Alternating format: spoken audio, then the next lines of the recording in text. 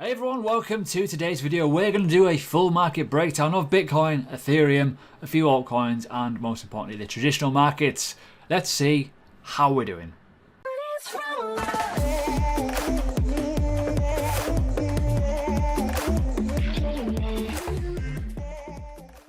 So welcome, if you're new to the channel, obviously leave a like, awesome, subscribe, hit the bell button and leave a comment, say hello. It's been a while since I've done any sort of technical analysis. I'll show you a few little things. I'll show you what my overall bias is, bearish. Overall though, yeah. On my socials, please do follow me on Twitter, Instagram, whatever. I often try and give a few little thought processes of what I'm thinking. I'm very much bearish at the moment. I think we're overstretched. We're coming down. All the signals look down. We know we've been manipulated a little bit by whales in some ways, but other than that, it's pretty bearish. So this is my long-term bias, right? Break above that red zone, it's bullish. Look at all the lower highs, right? Can you see them? They're obvious. Starting from this point here, there's obviously this one here. We obviously broke above that one, but here and here. You've got a trend there going zip, bang that way. You've also got formation here. Obviously, you can see. This is why I'm thinking we're going to go back into this zone. This is where people are like, what? You're crazy. People are very, very bullish. I understand that, but that's what the chart says. That is what the chart says. And when you start looking at it in fine-grained detail and you start zooming in and zooming out, the biggest problem that is a learning point, if you're here to learn, obviously my channel is quite an educational sort of piece. The charts do tell you certain stories. And I personally believe, not financial advice, we are going to revisit this lower liquidity zone. There's also a CME gap that needs plucked in and around this level. That needs filled. Also, we don't have enough volume right now. We don't have enough demand to go beyond that 10,500 level. So, probability matters. I'm short. I short a tiny amount of my equity overall on a low leverage to ride it down. I do the same on going up as well. I'm a probability trader in terms of positional holds. I'm not a swing trader. I'm not a day trader.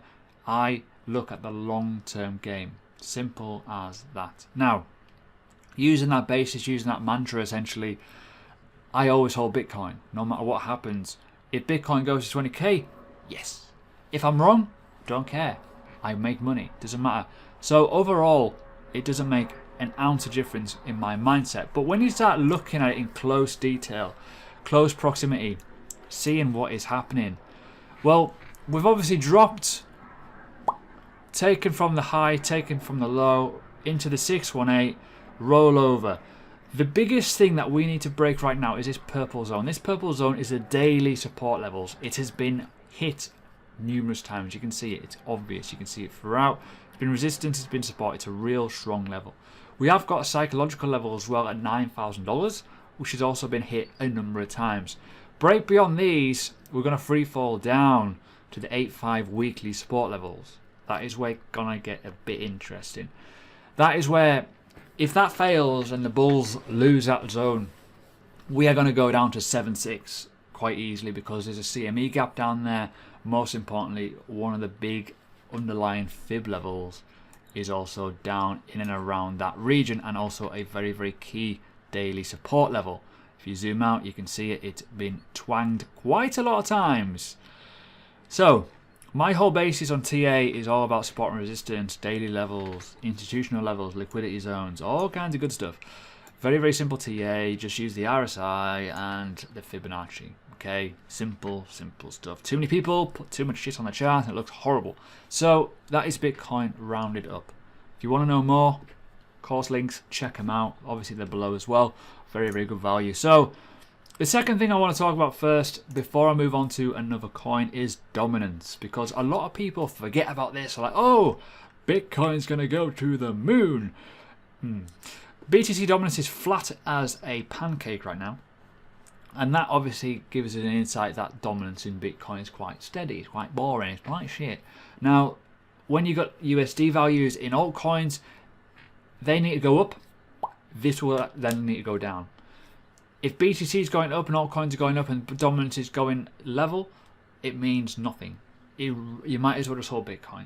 If, however, BTC dominance goes down, cool, and BTC is level in price, altcoin Satoshi values will go up, and so will the USD values, because more people are inclined to buy in altcoins than they are with Bitcoin. Make sense? I hope it does. So that is currently steady. That could be good for an alt season. However, there's been no volume jumping into altcoins over the last 3 or 4 days. The pumps have stopped. Kind of worrying. Not good. But one of the trades that I was looking at doing was this. This was on the daily level. This is kind of what I do. Look at probability factors, look at levels, look at key regions. Now this is looking quite good again. I was looking to short this last week. I waited. We're now here. Above the invalidation zone, we're going back into the zone. It might be a better risk reward now due to a final pump, final little spike up to that level, and that could be an accumulation bag for Cardano. I, again, repeat, I hold Cardano in a cold wallet. I have a little percentage on the exchanges. I will sell into a stable currency and I will look to rebuy back low. If it goes down to these institutional sort of regions or these old consolidation boxes where a lot of coins, by the way, just to give you an insight, have a lot of these, a lot of consolidation spikes at these lows on the BTC value. Zilliqa is the exact same. If we start to retrace that, it's free coins. Free coins is always key. So yeah, I'll be recording more of that on my premium channel in a bit. VeChain, again, you can see where things have been consolidated in certain areas. If we, obviously, there's no lines on this chart. You can see the support regions and the previous regions on resistance essentially now. What happens if we go down there? Press the sell button, off we go. It gets quite simple when you start breaking it down. But finally, Zilliqa. Zilliqa is the one that's looking more likely to kind of melt at the moment. It's overstretched. It's massively done well. As I say, every chart has got a bit of a consolidation band at the lows, at a monthly low. Now, when you look at this, I personally believe we're going to go to here and probably bounce off that if the bullish news remains with Zilliqa. So I'm just holding out. There will be all kinds of different factors that I look at, obviously, but overall, the altcoin market is starting to take a dip. Very, very soon, with enough confirmations, there might be a good place to start hitting the sell button. That sell button will obviously allow you to accumulate more coins. It is risky. Don't just do it if you don't know what you're doing, obviously. Not financial advice, but the best way to do it, top tip, put a load on a cold storage, forget about them. Be happy. Put a little bit on an exchange, and, you know, if you know how to put into Tether or hold it into BTC and then wait for the Satoshi value to drop because BTC is dropping, altcoins are dropping, whatever, dominance is going high, all kinds of stuff, you can then accumulate with the same amount that you originally sold. No better feeling than getting free coins, trust me. In terms of Ethereum, I put this on my trading view a few days ago. People were like, "Oh my god, you're crazy." Well, this is where I think we're going. I think it could go lower. Actually, I'm not gonna lie. I'm not gonna tell you porkies. But again, you're looking at the simple lines, technicals. This is obviously hit a level. This is obviously hitting a level. It's looking quite good. Risk reward of this is absolutely savage, you know. And I will short this with.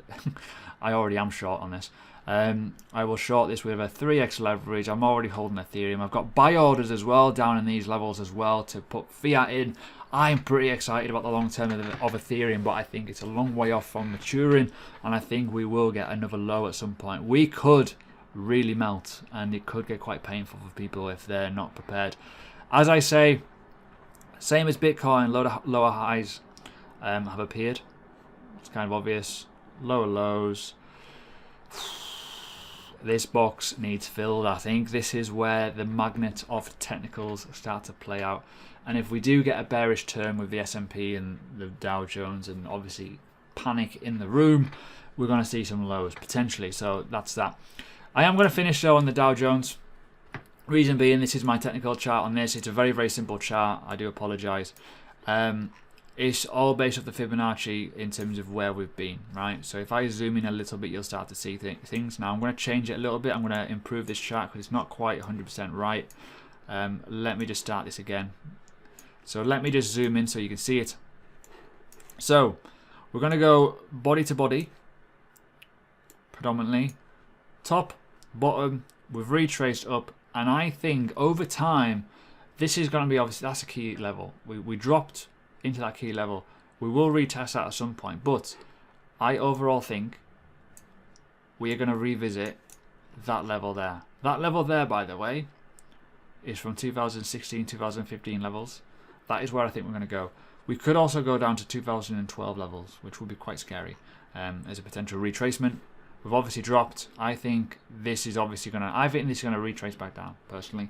I think there's too many numbers that are going to come out that's going to kill the market. As much as the election is here of next... well, the end of the year, essentially, the market will be propped up. But I do think over time, Q2 results will be pretty shocking. They can't rig it forever. It seems really rigged, the stock market right now, which is not good. S&P, again, same element of kind of... let me just make sure get this to a good point. That one, let me just make sure. Yeah, that'll do. That's not too bad. I don't know what's happened there. I think my chart has moved on my mobile because I'm an idiot. Put that to the top. Cool, happy day. So again, same with the S&P, right? The S&P, lovely jubbly, lovely jubbly, lovely jubbly. Went up to that 786 level again. Retrace right back to the nose of the 618 as a support, back into this level. So we'll see where this goes. Again, insight, zoom out, could go back down to 2016 levels and actually 2013 levels, which is obviously these levels in and around this region. Move that down a bit. Cool, happy days. You know, these sort of regions are key in my eyes. So that's a kind of overlook overall. Nothing really that exciting, but what I will say is I think volatility is ahead in the next few weeks. I think Q2 results are obviously key. The stock market and cryptocurrency is kind of level field in terms of they are mirroring each other, which is always interesting to see that when BTC drops, the S&P's either dropped or something. So it's massively important you understand that. So there you go. Enjoy. I am bearish. I do apologise if that ruins people's weekends, but I do think we're going to come down before we go back up. Bullish long term, obviously, but the charts say it all. Too much of a trend going bearish right now.